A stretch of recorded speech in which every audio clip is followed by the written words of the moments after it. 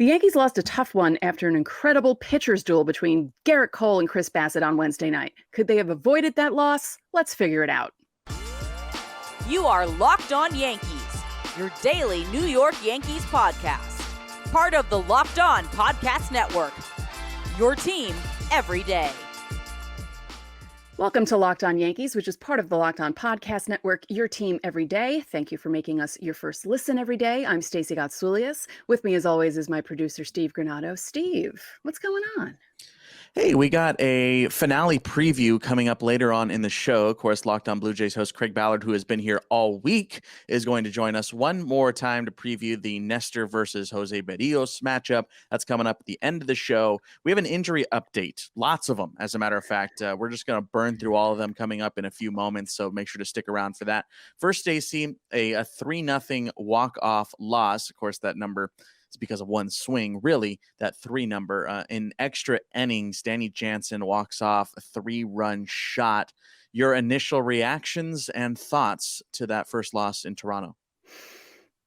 I was actually relieved it was over, and I was relieved that it was pretty much drama-free. I mean, it was not, when you look at the game as a whole in the pitcher's duel, it wasn't drama-free, but I'm meaning from the coaching staff and all that stuff. Like, it was an actual relaxing game and we didn't have to worry about the off the field stuff. Yeah. They did fix the maple leaf, by the way. Yes, they did. They showed that on Prime tonight because we were watching it on Prime. And Susan Waldman did take a picture of it before they fixed it. She went up there dressed in the same color blue and put it up on her Instagram page. And it was very hilarious, but yeah. Nice. So the Yankees, we're gonna chat about Gerrit Cole. We're gonna talk about Chris Bassit as well. I mean, it's a really good pitcher's duel, but I want to kind of focus in on 2 points in this game that I feel like were turning points for the Yankees. So Michael King pitches the 9th, which tells us pretty much Aaron Boone is thinking the way we've been thinking, that Michael King is their best reliever. He does not come back out for the 10th, despite having 3 right-handed batters due up. Do you agree with Aaron Boone on not having King go back out for the 10th? I do, because I wasn't comfortable with the way King looked in the 9th. No harm, no foul that inning, but he didn't quite look that good, and some pitches were a little off to me, and I just was thinking to myself, I don't know if I'd want him out for a second inning. So I wasn't that surprised that he did that, and I kind of do agree with him. I can't believe I'm saying that, but I do agree with him. Going to Wandy Peralta, do you agree with that? I mean, who else were they going to go to at that point, right? Because Holmes pitched earlier, and he relieved Gerrit. Ian Hamilton is in New York getting his groin checked, and they were kind of out of options there. I guess they probably just weren't expecting the result from Wandy, but I mean, stuff happens, right? Jimmy Cordero went. I mean, yeah. You had Marinaccio, I guess. He did pitch yesterday, or the day before. Yeah. So I think that's probably what Boone was thinking also, that, because they still have a bunch of games before they have a day off. So I think he's probably trying to balance the bullpen as much as he possibly can with the situations that they're put in. I mean, had King pitched a little better there in the 9th inning, I think you let him ride for a second frame. Oh, most definitely. Yes. The other point in the game that I felt was a turning point here was the 8th inning. Top 8, the Yankees had nobody on with 2 outs. Tim Meza, the Blue Jays reliever, walks 3 straight with 2 outs to load the bases. And then instead of allowing Jake Bauers to hit on a lefty-righty matchup, he pinch hits Anthony Volpe, who strikes out looking on a pretty good pitch. Yeah. But the decision to go to Volpe there, who has pretty bad splits in that situation, what did you think of that move? Yeah, I thought that was kind of odd. I don't know why he did that. Would you have rather have Jake Bauers bat there? I don't know if I'd rather have Jake Bauers, but that was a questionable move there. I don't understand why he did that. Because as soon as Volpe struck out, I thought to myself, well, Bauers could have just done that. Why? Yeah, why call him off the bench? I mean, to be fair, Anthony Volpe did end up turning a really nice double play. Oh, yeah. but then also had an error in the 10th. It didn't really matter much, but No, but what's still. with the Yankees in Toronto this week? Like every game, there have been multiple plays where you're just like, what is happening? It's so weird. Like balls are eating them up. Glaber's having brain stoppages. I'm not going to say the word. And like things are happening where you're just like, they don't look like themselves. It's really strange. But yeah, that one double play he made was incredible. Incredible. Yeah.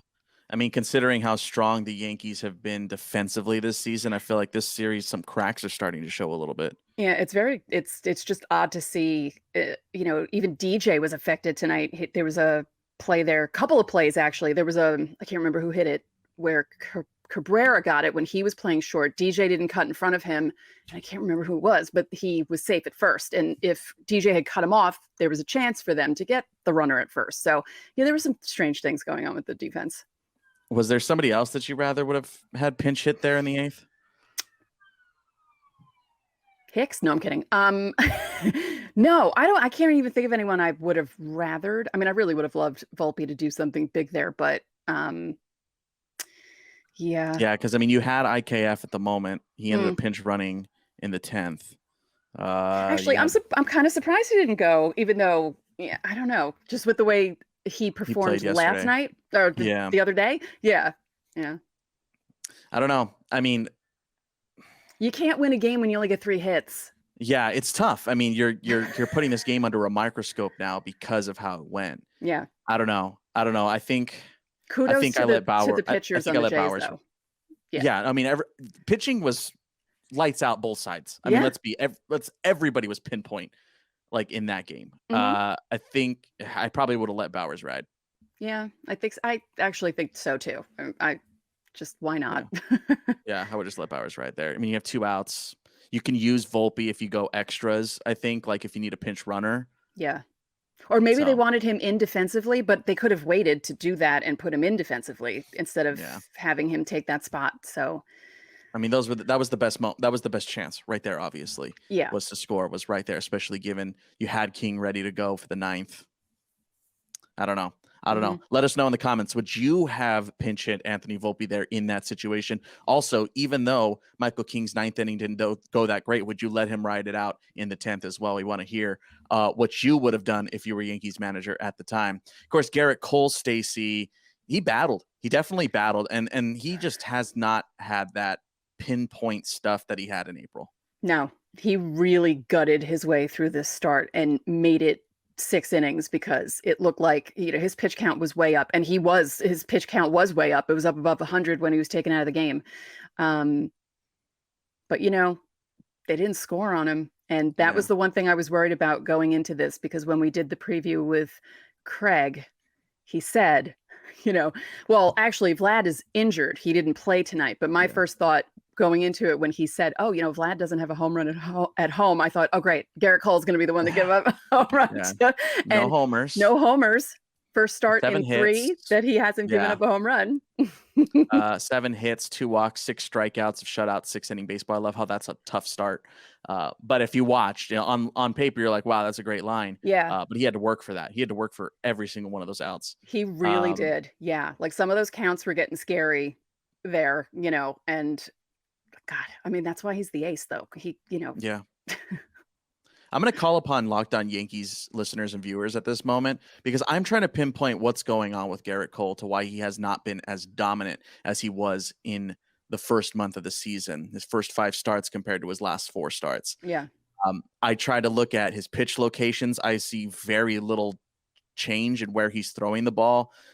So I'm having a hard time figuring it out as well. So let me know in the comment section, is there something that you have noticed different about Gerrit Cole here in the month of May as opposed to his pitcher of the month in April? Chris Bassit was locked in, dude. I mean, he was ahead of the count all night long. It's really hard to hit when you're down 0-1, 0-2. Yeah. Yeah. That's why guys who, like Clark Schmidt, if they get into a good pitcher's count, but then end up either giving up a hit or giving up a walk, it drives me crazy, because you're supposed to be in the advantage. And Chris Bassit was all night, and he worked it. I mean, hats off to him, hats off to the rest of the Blue Jays pitchers, and hats off, like you said, to all the Yankee pitchers, minus Wandy, poor Wandy. But It was a great game. And again, after everything that's happened so far this week, it was nice to have a game like that compared to the previous 2 nights. It really, really was to like have no noise. Just like, let's just play baseball. Mhm. There was no coming out of the dugout and yelling and asking for the crew chief. There was that little meeting in the 10th inning, but just to go over the rules. So I appreciate the umpires doing that, making Yeah. sure they knew that they could do that. And that's something I learned, that you can, it doesn't matter who it is on either side of the bag, as long as there's 2 and 2 and the other person can shift. Yeah. Something to learn there. I think we all learned that watching the game. Yeah. We did. Yeah. We haven't seen that yet. Yeah. Of course, the Yankees look to win the series on Thursday. Need that victory. Coming home 3-1 in this set would be massive here. Let us know if you have any questions. Of course, coming up on tomorrow's show, Friday show, it is Fan Mail Friday. We will answer your questions. So comment here on YouTube. Your last chance to get those questions in for tomorrow's show. You can catch the Blue Jays series finale on Sirius XM tonight. Also a 7:07 game. Didn't give any leeway for travel. Thanks, Toronto. Yeah, that game is going to be on Sirius XM, just like every game this season for the Yankees. Coming up, we have some injury updates for you.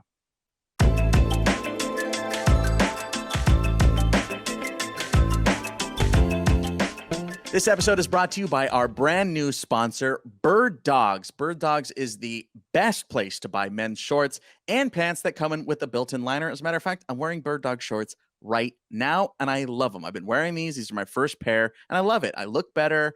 I feel great while I wear Bird Dogs. They're super comfortable. They're versatile, and they're actually cheaper than other reputable brands, which is awesome. I'm always looking for a good deal.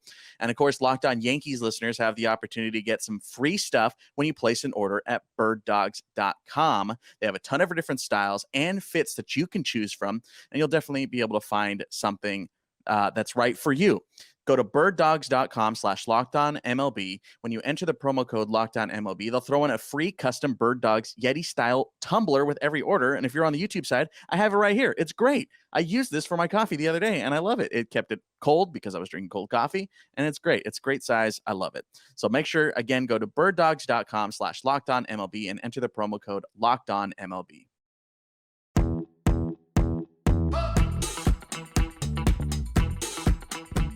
Back here on Locked On Yankees, we got some injury updates for y'all. Hey, thank you so much for making us your first listen every single day. We love you guys, and to the everydayers out there. Coming up tomorrow, as you know, it is Fan Mail Friday. Get your questions in one last chance. We will answer them on tomorrow's show, always released at midnight every day, Monday through Friday, audio and video. Stacey, some injury updates. The first one, of course, Luis Severino. We were right. He's coming back. Don't you love when we're right? It seems to be makes me feel great. happening a lot more, a lot more often. It's been happening. Yeah, so he's coming back on Sunday to face Cincinnati. I think he wouldn't have if Domingo didn't put glue on his hand. Oh yeah, that's the only reason that he's coming back. This was they basically their hand was forced. They had to do this. There was no way that they couldn't bring him back at this point. I'm sure he's excited because I'm sure he's sick and tired of doing rehab starts at this point, but we'll see how it goes. Their sticky hand was forced. Yeah. Yeah. I missed that. Tuesday night rehab. We mentioned it in yesterday's show, but in case you didn't watch yesterday's show, 3 1/3, 6 hits, 2 earned, a walk and 3 strikeouts. He was up to 97, but he induced a good chunk of hard contact. We thought he would have got one more rehab appearance to push it up to about 75 pitches, but he was just shy of 60. So we'll see. I don't know. I'm not expecting a ton out of Luis Severino. Oh no, it's going to be one of those situations like when Nestor first came back and they were kind of working him back in. There'll be a pitch limit. They're not going to push him too hard. So don't expect him to last more than 3, 4, maybe, depending on the pitch count. Yeah, I think you're probably looking at 65 to 75. Mm-hmm. We'll see. Another update here. Giancarlo Stanton out with the left hamstring. Remember when we were talking about like, hey, when someone goes on the 10-day IL, that doesn't mean they're going to be gone for 10 days. Remember we were talking about it with Judge? Yeah. He's been on it for a month. He was placed on the 10-day IL on April 16th. That original timeline was 6 weeks. Yeah. And this is currently week 5. Yeah.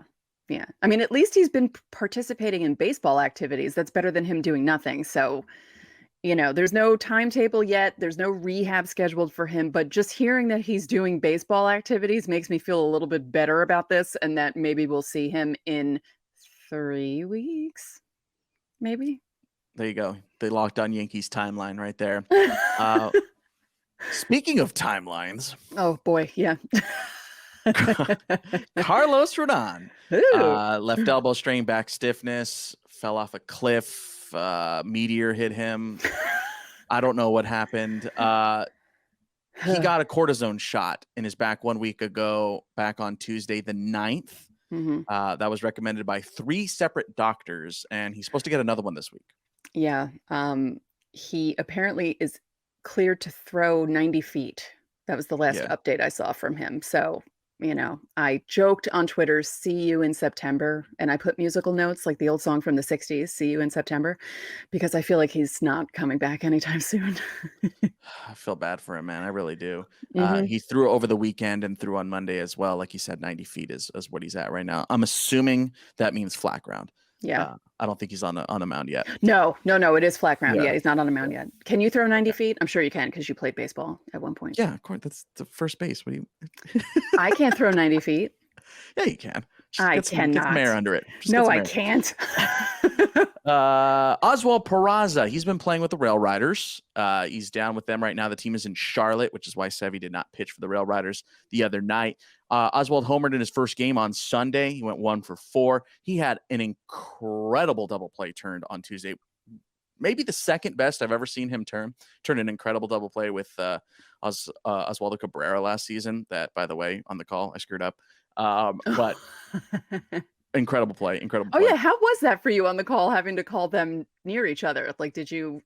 It was hard in April, but we got used to it. Yeah. You figure it out once you say it 1,000 times. Uh-huh. Good thing about him is he had been doing baseball activities the whole time. Yeah. Right. So that means it wasn't as bad as everybody anticipated.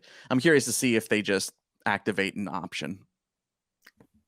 Might be the thing, especially considering how this is. I don't know. Josh Donaldson, right hamstring strain. He's been taking BP with the Yankees. Yeah. I don't understand. Is this like a ghost IL? Like, what is this situation? I don't know. It's very strange. It's really, really strange because he kind of like fell off the face of the earth after the injury. He hasn't played in the month. It's odd. I don't really know what's going on there. They're paying him to take BP. That's what they're doing. Last week, the Yankees said he should be ready to start a rehab next week. It's now next week. Yeah. It's now Thursday of next week. You're running out of days. Yeah. I think they said they weren't going to, right? Didn't they say they were going to stop him from doing rehab this week, which is probably why he's doing BP with the big club. But there hasn't been a lot of news about him. It was like a throwaway tweet that I kind of saw fly by in my timeline. So okay, we'll have to check that out. Yeah. Yeah. Last I saw was he was supposed to start a rehab this week at some point. That's the last I saw. He has not played since April 18th, which I can't believe that. I can't believe that was April 18th. That does not seem right. No. It's been a month. Last one for you here today. Tommy Kahnle, right biceps tendonitis. He's making progress. He's set to throw live batting practice today in Tampa. And then he's supposed to do it again on Sunday. And then they anticipate 4 rehab appearances for him. So that's good. We're on track for Kahnle soon. With Hamilton down, that helps. Yeah. It'd be nice to see Tommy back because he's insane and he's always fun to watch. Mostly, he's fun to watch pitch, but he's also fun in the bullpen reacting to people doing things like people hitting home runs or things happening in the game. He's out of his mind, and I'm kind of happy the Yankees got him back. Let me check my notes. Anybody else? Is that anybody else lose an arm, foot, toe, nose? Everybody's good. Else is good, right? Except I know. Me and Hamilton, right? We know that one. Have you ever had tendonitis? No. I had right knee tendonitis in college, and it was honestly one of the most painful things I've ever had. It's bad. It is not a fun feeling at all. And I can't even imagine having that in your biceps. Like, oh, Yeah, no, not fun.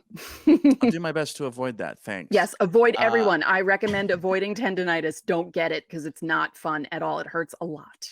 I'll do my best. I'll do Yes. my best. That's a promise. Hey, if you have any questions about any of these injuries, how the IL works, timelines, all that kind of stuff, anything, drop them in our comment section. Again, tomorrow is our Fan Mail Friday, so it's your last chance to get a question in this week, or you have to wait a whole nother week. Don't forget, Game 4 between New York and Toronto tonight on Sirius XM. Download it. They got free trials. You'll love it. I promise. I love it. Coming up next, we have Craig Ballard from Locked On Blue Jays back one more time to talk about Game 4.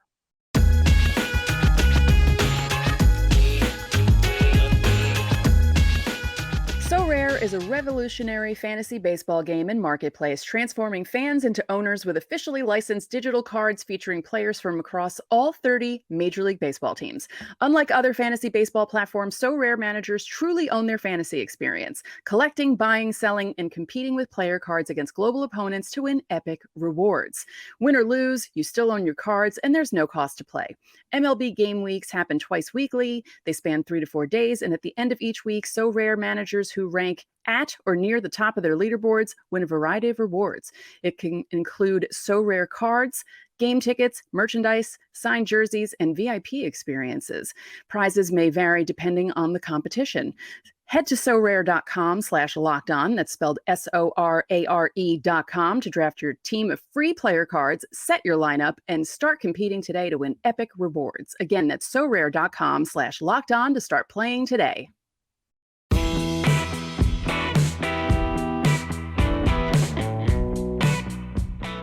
Hey, we got a Game 4 preview as promised. Craig Ballard of Locked On Blue Jays joins us. Let's go ahead and chat up this final game between New York and Toronto. Thursday night finale, Nestor Cortes, Jose Berríos on the mound. Jose, Craig, is a guy that I have admired from afar for a very long time. I think he's a fascinating guy, and I think he's a fascinating pitcher. It's been really weird to see him not really have a ton of success on paper. What is it about Jose Berríos, not only this season, but throughout his Blue Jays and Major League career? It would all boil down to that four-seam fastball, guys. When even though he runs it up there at 96, when he's not living on the edges, it's right in the middle. And it's not like a Gerrit Cole 98 at the top of the zone. We're talking 96. I'm talking about on a tee at home plate at 96. Now, 96 is 96, but if it's sitting on a tee, these batters are on the big league level because they can deal with a pitch like that. And that's gotten him in trouble time and time again. That one-run inning that a lot of other pitchers would have shut the door at the one-run inning. Here comes a walk and a home run later. It's a 3, 4, 5-run inning. The crooked numbers get put on the scoreboard way too often for Jose Berríos. And in those scenarios, every single time, it's because he's missed his location with his four-seamer. Even last season, when he led baseball with the worst ERA in baseball at 5.27, even then, his slurve was very good. His slurve this season has been very good. The only thing I'm going to say, or the one thing I would say in top defense of Jose Berríos, and I don't even understand why this is the case. I don't even understand why this is true. But if you're like me, wins and losses are paramount. That's the top thing you're going to look at. Then baseball is all about stats. Then we can deep dive and have fun talking about the numbers and the analytics and things like that. But first and foremost, I'm interested in the wins and the losses. And dare I say, in the American League East, you better be first and foremost concerned with the wins and the losses, right? Well, the Blue Jays last season, 14-2 at Rogers Center when Jose Berríos started. Is that good? They're 3-0 this season at Rogers Center when Berríos has started. And his 3 best starts of the season have been at home, by the way. He threw a gem on Saturday against the Atlanta Braves, the last time we saw him here at Rogers Center. So I'm absolutely intrigued by this matchup because on the other side of the coin, I feel like, and I mean, what a thing for me to say here, but on the other side of the coin, I feel like Nestor Cortes might be morphing into Yusei Kikuchi for you guys. 2022 Yusei Kikuchi. I mean, that's going to be a problem for the New York Yankees, but I'm very intrigued by this matchup because it's two guys that at the very least on paper, neither one pitching to their capabilities right now. Stacey, you've got to be underwhelmed with Nestor Cortes so far.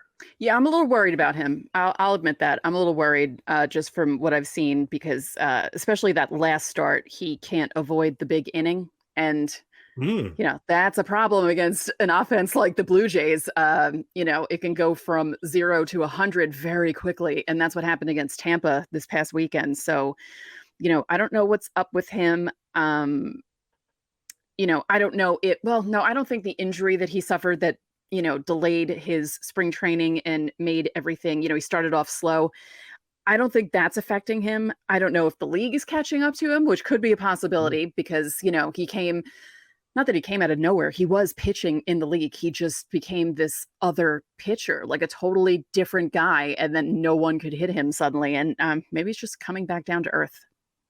Yeah, he's a new guy, right? Like in my head, as far as the league on notice is concerned, 2022 Nestor Cortes was the birth of a new man, right? Like that's really like a rookie season. Like, oh my gosh, this is the new guy. So I'm not going to be in the camp of saying sophomore slump here is how it feels, but there is definitely a regression.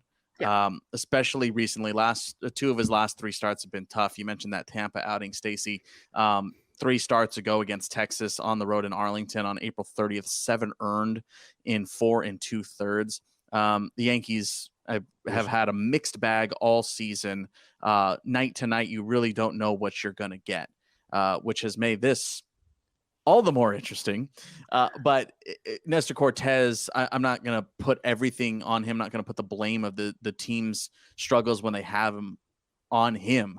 But the Yankees and the rotation, how banged up they are, really need Nestor Cortes. They really need him to be a big part of the rotation. While it may not line up all the time, and the Yankees have kind of realigned a little bit here and there, but he is the number 2 starter. If Carlos Rodon were in the rotation, there's still maybe a conversation with how well Cortes pitched last season that he's still the number 2 starter. So it doesn't matter who's hurt and who's not hurt. The Yankees need Nestor, and he hasn't necessarily been there every time on the mound this season. It's been a bit of a mixed bag.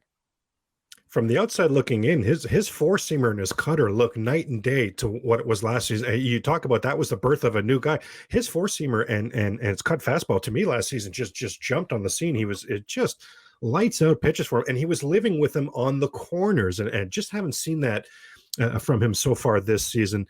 The Blue Jays last season were the worst team in base. I mean, I guess literally Washington Nationals fine against lefties, but the Blue Jays of any playoff contender, let's put it that way, were by far the worst team in baseball against lefties last season. Didn't make a lick of sense. The entire lineup was right-handed, so it didn't make any sense at all. But they were just 12-18 versus lefties last season. Now off to a 5-4 start so far this season. So I don't even know if this Blue Jay team really is going to have the cure for what ails Nasty Nestor. Is it even Nasty Nestor anymore? I don't know, but Bo in particular, Bo 5 for 10. I think there's a double and a home run in there as well against Nestor Cortes. Now, one thing for Yankee fans, a glass half full, is he is the one Yankee pitcher that has dominated Vlad in his career. But again, to Steve's point, that was that the 2022 Nestor Cortes? Has that guy been on display yet in 2023? So it's a couple pitchers, right? Berríos and Cortes, who could both use a really good start, not just for themselves, but look at how we representing the fan bases are even talking about them, right? Like even to get back in the good graces and the confidence of the fan bases, there's going to be a lot of eyes on this game. This is an important, and this is the Thursday game too, right? I really bet my guess here as we go into this game is that this is going to be a chance for one of the 2 teams to split the series and the other team to take 3. I can't see either team going for the 4-game sweep on Thursday in this series, but I think this is going to be a big game, an important game, especially for the Blue Jays. We mentioned all the road games the Jays have had already. Now, this is a 10-game homestand for the Blue Jays, started by sweeping Atlanta. I mean, yes, please, but would there be a little bit of a disappointment to only, right? When the home team only takes 2 out of 4, I feel like it's a bit of a because if you're the road team, you're looking for that 2 out of 4, right? So with this game on Thursday, as if we need any more drama for Blue Jays Yankees, but this game on Thursday for a mid-May game, I think is going to be a big one, guys. Thanks once again to Craig Ballard for joining us for the game previews all week. We had a lot of fun talking to Craig. Yeah, we did. I kind of said it all week, but I like having another person to talk to. Look, Stacey, I think you're great. It's nice to talk to another person every now and then, I agree. Wow. Geez. Okay, fine. Just kidding. That game, by the way, again, is on SiriusXM tonight, so make sure to check that out. Download it, get a free trial. You will thank us later, promise. And you'll hear our voices on there, which is crazy. Like you haven't heard us enough. Yeah, the promos are running for the show. They're running on SiriusXM, so if you listen to the game, you'll hear us. And you go, hey, I know those guys. They're annoying. Coming up tomorrow, don't forget, is Fan Mail Friday. Of course, we will break down the finale of the Blue Jays series right here. Make sure to hit subscribe on Rather on either audio or video. And that's going to do it for today's episode. I'm Steve Granado. And I'm Stacey Gatsoulias. We'll see you tomorrow.